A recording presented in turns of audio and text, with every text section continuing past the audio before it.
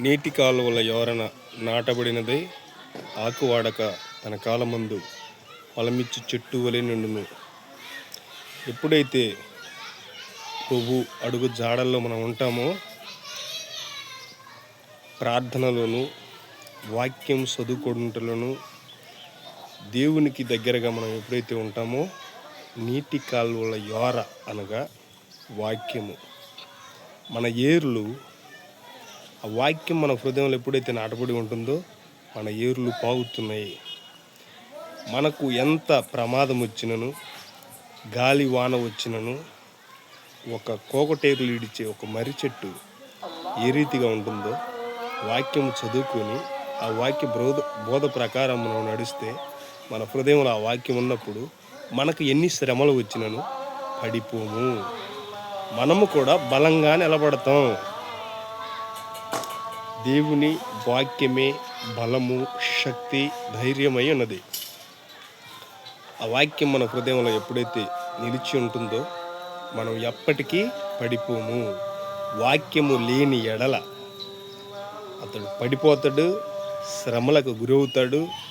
అతన్ని ఎవడు బాగు చేయాలన్నా త్వరగా వాడు బాగు కాడు. మనం ప్రభు వాక్యాన్ని వింటూ శ్రద్ధ కలిగి దేవుని పట్ల మనం నడుచుకుంటామో, అప్పుడు మన ప్రభువు మనల్ని రక్షిస్తాడు, పడిపోకుండా నిలబెట్టి నడిపిస్తాడు.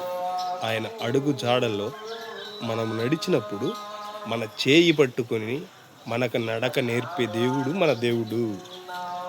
మన సృష్టికర్త మనల్ని వదిలిపెట్టడు. పుట్టించిన వాడు మన దేవుడు కనుక రక్షించేది కూడా దేవుడే, పోషించేది దేవుడే.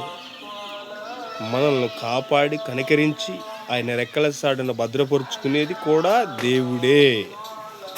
ఆయనకు విధేయులమై నడిచినప్పుడు మనల్ని ఆయన రెక్కల సాటున భద్రపరుస్తాడు. ఆయన మనకు ఏ ప్రమాదము రానివ్వకుండా కాపాడుతాడు. గాలి వానకు మర్రి చెట్టు పడిపోదు.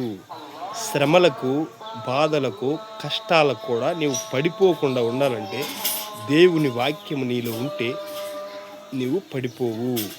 మన ప్రభువు నాకు తోడైనగాక, మన ప్రభువు మీకు తోడైనగాక. మిమ్మును మమ్మును దేవుడు దీవించి ఆశీర్వదించునుగాక. ఆమేన్, ఆమేన్. సర్వశక్తిని ప్రేమ మన పట్ల ఎల్లవేళలా నిలిచిండును గాక. ఆమేన్.